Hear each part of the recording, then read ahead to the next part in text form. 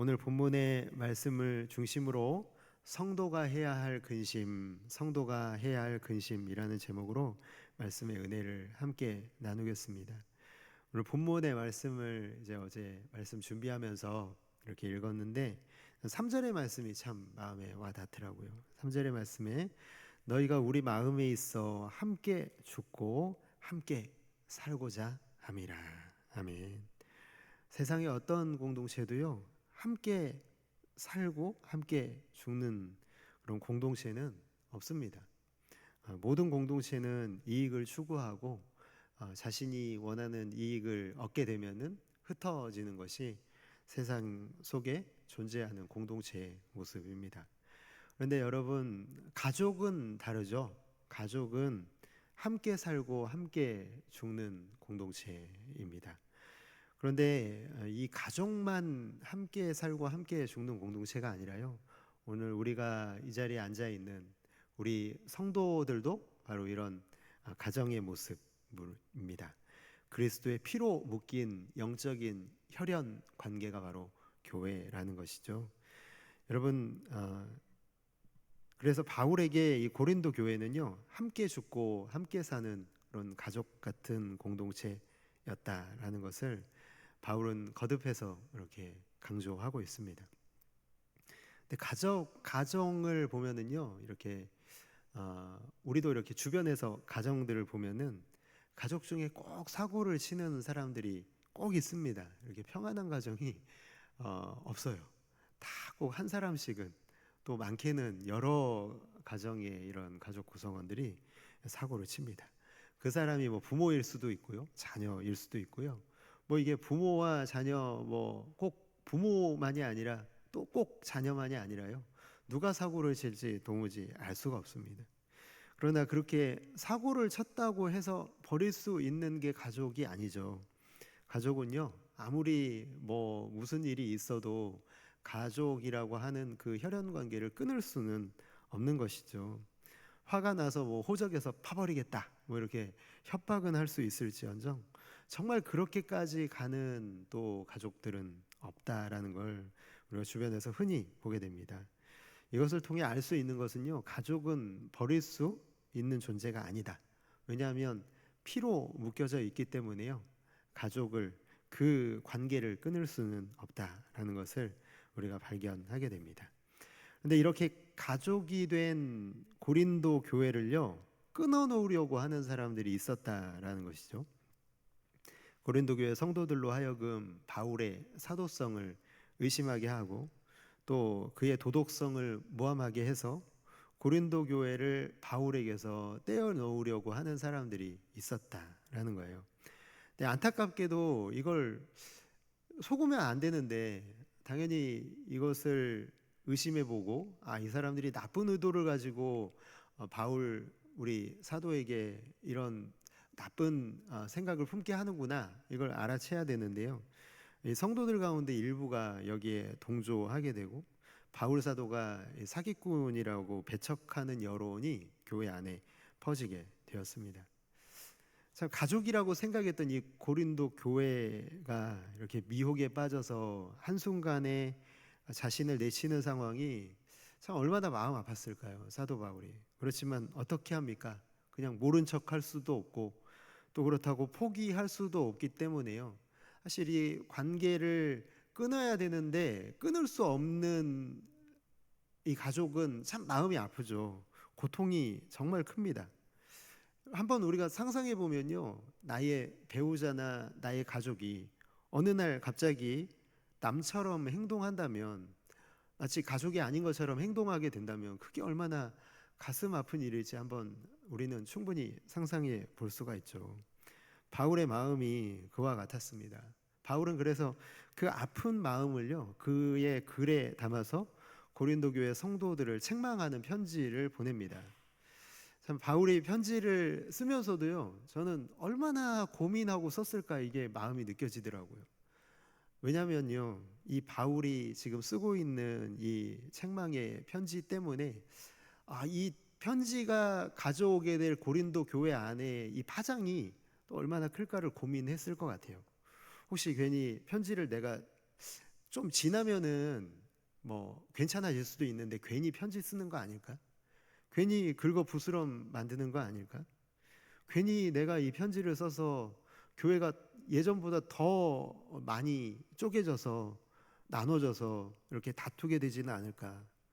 편지를 쓰고 나서도요, 이걸 보내야 되나 말아야 되나 또 한참 고민했을 것이고요. 편지를 몇 번이나 또 들여다보면서 너무 강한 표현이 있지는 않을까 또 점검해보고, 이 편지는 이대로는 못 보내겠다 해서 찢어버리고 새로 쓰기를 얼마나 반복했을까 생각을 해보게 됩니다. 이 편지를 쓸 당시의 상황도요, 사실 편하지가 않았던 것을 보게 됩니다. 드로아에서 만나기로 했던 디도를 만나지 못한 상황에서, 이제 이 고린도 교회 소식을 듣지 못한 상황에서 마게도냐로 갔는데요. 이 마게도냐에 가서 그 사역을 하면서도 이 사도 바울은 환영을 받지 못하는 상황 가운데 있었던 것 같습니다. 오늘 그 내용이 오늘 본문에 나와 있는데요. 고린도 교회 보낸 편지에 대한 반응도 알 수 없고, 또 이 고린도 교회에 보냈던 이 디도의 소식도 들을 수가 없는 상황 때문에 이 안팎으로 마음의 고통을 당하고 있는 이 사도 바울의 이 상황이 참 저도 사역을 하면서 바울의 마음이 이해가 되었습니다. 참 여러분, 사역을 하다 보면은, 주의 일을 하다 보면 힘든 때가 있잖아요. 뭐 그게 이제 의도하지 않았던 오해를 받는 때도 있고요.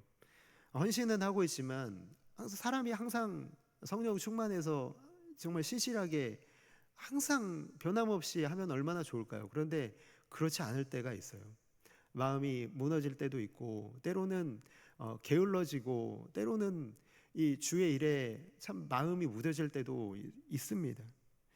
내가 그럴 때마다요, 참 내가 정말 계속 사역을 하는 게 맞나? 하나님이 정말 나를 사역자로 부르신 것이 맞나? 정말 근본적인 그런 회의까지 들 때도 있습니다. 그러면 정말 그럴 때는요, 참담한 기분이 들 때가 너무나 많죠. 근데요, 참 신기하고 감사한 것은요, 그렇게 끝까지 지쳐갈 때쯤 완전히 넘어지기 전에 하나님의 위로하시는 그 위로가 기가 막힌 타이밍에 찾아오는 것을 사역을 하면서 많이 경험을 하게 됩니다. 하나님께서는 대부분 말씀을 통해서 위로해 주시지만요, 때로는 사람들을 통해서 위로를 보내주시는 경우가 많습니다. 오늘 6절의 경우가 바로 그런 상황이죠. 사도 바울이 거의 너무 힘이 들어서, 안팎으로 힘이 들어서 쓰러지기 직전에 이 기가 막힌 타이밍에 하나님이 보내시는 그 위로를 바울이 받았는데, 6절의 말씀에 보면은 낙심한 자들을 위로하시는 하나님, 이렇게 표현을 합니다. 낙심한 자를 위로하시는 하나님.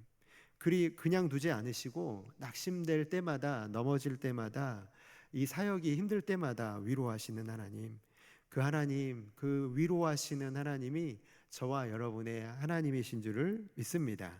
그렇다면 어떤 방법으로 위로하셨는지가 6절과 7절의 말씀에 나와 있는데요, 한번 읽어볼까요? 자, 시작. 그러나 낙심한 자들을 위로하시는 하나님이 디도가 오므로 우리를 위로하셨으니 그가 온 것뿐 아니요 오직 그가 너희에게서 받은 그 위로로 위로하고 너희의 사모함과 애통함과 나를 위하여 열심히 있는 것을 우리에게 보고함으로 나를 더욱 기쁘게 하였느니라. 아멘. 디도가 돌아옴으로요, 정말 그의 마음을 짓누르고 있던 모든 어려움들이 다 해결된 것 같아요. 참 기뻐하고 있죠. 이게 참 정말 얼마나 기뻤을까. 디도를 원래 보냈던 목적이었던 고린도 교회 소식을 듣고 돌아왔고, 또 그가 전하는 소식은 고린도 교회가 변했다. 그리고 이제 그렇게 기다렸던 또 디도의 안전함도 확인이 되었기 때문에요. 참 이제 어떻게 보면은 이 고린도 교회 성도들이 원래 그 모습 있잖아요. 함께 죽고 함께 사는 영적인 가족으로 돌아왔다는 소식을 듣고 참 많이 기뻐했다라는 것을 오늘 6절과 7절에서 이 위로 받았다라고 표현을 하고 있습니다. 여러분, 참 이게 사역자에게는요, 이게 정말 최고의 기쁨이라고 저는 확신합니다. 믿음의 사람들이 유혹에 넘어지기도 하고 때로는 정말 극단적인 상황 가운데서는요, 교회를 떠나기도 합니다. 제가 예전에 섬겼던 이 교회 청년부의 한 청년이 제가 이제 사역할 때 이렇게 교회를 나오게 됐는데 한 2년 정도 이렇게 성실하게 나오기는 했지만 믿음이 없다라는 걸 제가 알고 있었거든요. 그런데 이제 예전에 그 함께 사역했던 청년에게서 전화가 왔는데 어느 날 갑자기 또 그 청년이 나와가지고 지금 너무나 이렇게 믿음이 자라서 지금은 이제 유치부 교사까지 하고 있다는 소식을 들으면서 와, 정말 하나님은 놀라운 그런 소식을 통해서 이 믿음의 사람들을 위로하시는 하나님이시구나, 그것을 느끼게 됐습니다. 오늘 바울의 마음에도 바로 그런 위로가 있는 것이죠. 떠났다가 돌아오고 믿음이 회복되고 이렇게 영적인 가족으로 회복되는 이 과정을 지켜보게 하시는 것, 그게 하나님께서 사역자에게 주시는 최고의 위로와 기쁨이라고 오늘 우리는 보게 됩니다. 그러나 여러분, 다시 돌아오는 과정은요, 결코 순탄하지가 않아요. 항상 갈등이 존재합니다. 옳지 못한 것을 옳지 못하다고 말해줘야 하고요, 가끔은 칼 같은 날카로운 논리로 찔러야 할 때도 있고요, 가끔은 비정할 정도로 매를 들어야 하는 게 가족이라고 할 수가 있죠. 정말 안타까운 것은요, 주변에 보면은 엉뚱한 일에 분노하고 혈기를 내는 일이 많다라는 거죠. 정말 성도가 분노해야 될 일은요, 성도가 정말 화를 내야 될 일은요, 교회의 하나됨을 해치는 일에 분을 내야 되는 줄로 믿습니다. 수천 번의 고민과 애정을 꾹꾹 담아 쓰여진 이 편지가 고린도 교회 성도들에게 마음을 후벼 파는 아픈 책망으로 보내는 것을 두려워했던 사도 바울처럼요, 우리가 누군가를 책망할 때는 그 정도의 마음을 가지고 책망해야 되는 것이고요, 그 정도의 조심함을 가지고 다가가야 되는 것입니다. 정말 그렇지 않고서는요, 우리가 정말 누군가에게 충고 한마디 하는 것도 조심해야 되는 일인데, 사도 바울의 모습이 딱 그렇습니다. 정말로 이게 꼭 해야 되는 일이기 때문에, 하나님의 이 교회를 하나 되게 하는 일을 해치는 일이었기 때문에, 분을 내야 되는 일이었기 때문에 아프고 힘들지만 이 편지를 썼던 것이죠. 정말 감사한 것은요, 고린도 교회 성도들이 바울의 이 책망의 편지를 받고 보인 반응이라는 것입니다. 9절과 10절과 11절에서 계속 보면은요, 그들이 근심했다라고 표현하고 있습니다. 근심했다. 10절의 말씀에 보면은 이 근심도 두 가지 근심이 있다라고 얘기하죠. 첫 번째는 하나님의 뜻대로 하는 근심, 그리고 두 번째는요, 세상 근심입니다. 마태복음 6장 31절과 34절에 보면은요, 이렇게 되어 있습니다. 그러므로 염려하여 이르기를 무엇을 먹을까, 무엇을 마실까, 무엇을 입을까 하지 말라. 그러므로 내일 일을 위하여 염려하지 말라. 내일 일은 내일에 염려할 것이요 한날의 괴로움은 그날로 족하니라. 여러분, 고린도 교회 성도들이 교회에 함께 죽고 함께 사는 이 가족 공동체인 교회를 떠나는 순간 그들의 마음속에 가장 중요한 1순위가 바로 이것이었다는 거예요. 바로 세상 근심이죠. 세상적인 염려가 되었을 것이고요, 그들의 삶이요, 온통 이 사망에 직면한 두려움이 가득했을 것임에 틀림없습니다. 하나님의 뜻대로 하는 근심이 없으면요, 늘 이렇게 교회는 나눠질 수밖에 없고 쪼개질 수밖에 없고요, 내 삶도 무너질 수밖에 없습니다. 하나님의 뜻대로 근심하면 여러분 다르죠. 무엇이 잘못되었는지를 알게 됩니다. 11절의 말씀을 같이 한번 읽어볼까요? 다시 한번 읽어보겠습니다. 11절입니다. 시작. 보라, 하나님의 뜻대로 하게 된 이 근심이 너희로 얼마나 간절하게 하며 얼마나 변증하게 하며 얼마나 분하게 하며 얼마나 두렵게 하며 얼마나 사모하게 하며 얼마나 열심히 있게 하며 얼마나 벌하게 하였는가. 너희가 그 일에 대하여 일체 너희 자신의 깨끗함을 나타내었느니라. 아멘. 얼마나 분하게 하며, 뭐가 분한 것입니까? 여러분, 다른 사람을 향해 분함을 나타내는 게 아니라 사도 바울을 향한 분함을 나타내는 게 아니에요. 하나님의 뜻대로 하는 근심을 하면은요, 그것은 내 모습을 보여주는, 내 안의 죄를 하나님 보여주시는 것입니다. 하나님의 뜻대로 근심하면요, 다른 사람을 보여주는 게 아니라요, 다른 사람을 향한 손가락질을 하는 걸 멈추게 되고요. 누굴 보여주시는 거예요? 나를 보여주시는 거예요. 내 안의 죄, 내 안에 이 회개하지 못하는 내 모습에 분노하고 있는 이 고린도 교회 성도들의 모습이 나타나 있다는 거예요. 사랑하는 성도 여러분, 우리는 누구를 향해 분노하고 있습니까? 여러분, 정말 우리가 분노해야 될 대상은요, 회개하지 않고요, 그리고 누군가를 향해 손가락질하고 있고요, 세상의 근심으로 내 마음에 가득 차 있는 나 자신이요, 교회 하나 되게 하는 일을 내가 앞장서서 해치고 있는 나 자신이요, 내가 분노해야 될 대상을 보여주는 하나님의 근심은 항상 나를 향하고 있음을 꼭 기억하시기를 주님의 이름으로 축복합니다. 죄를 짓고 있으므로, 죄를 짓고 있으면서도 죄를 죄로 알지도 못하고 죄를 즐거워했던 것, 그것은 분노해야 마땅할 일이라는 것이에요. 이런 고백이 얼마나 간절했는지요, 얼마나라는 부사를 계속 앞에 붙이고 있는 이 11절의 말씀, 무슨 말입니까? 우리가 잘못했습니다. 우리가 하나님의 뜻대로 살지 못했습니다. 마귀에게 속았고 마귀가 좋아하는 일을 우리가 어리석어서 해왔던 것을 주님 회개합니다. 그 말씀을 이렇게 기록하고 있는 것이죠. 여러분, 고린도 교회 성도들의 근심은 세상 근심이 아니었음을 알려주고 있습니다.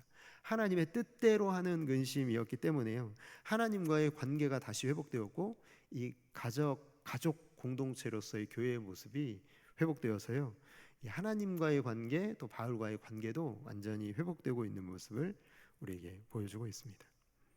사랑하는 성도님들, 여러분, 오늘 우리의 모습은 어떻습니까? 분명 우리도 그렇잖아요.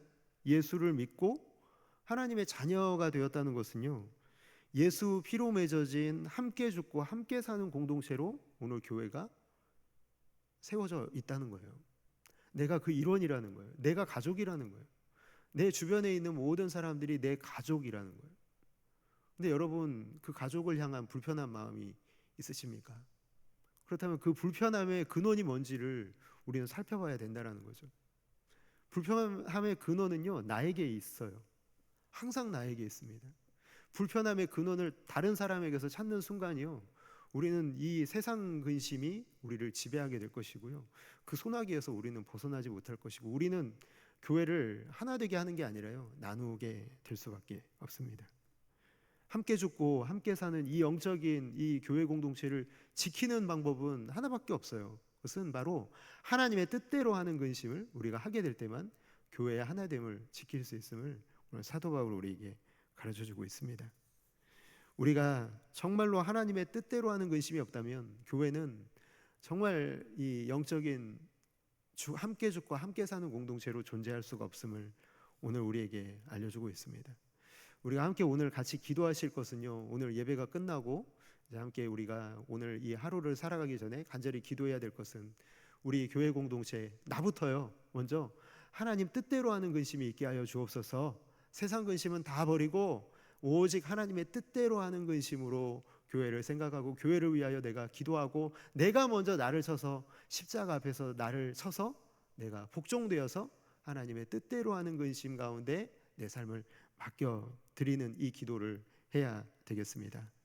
하나님의 뜻대로 하는 근심으로 기도하고 또 기도하셔서 교회의 하나됨을 지키시는데 아름답게 쓰임받는 성도 여러분들 모두가 되시기를 주님의 이름으로 축복합니다.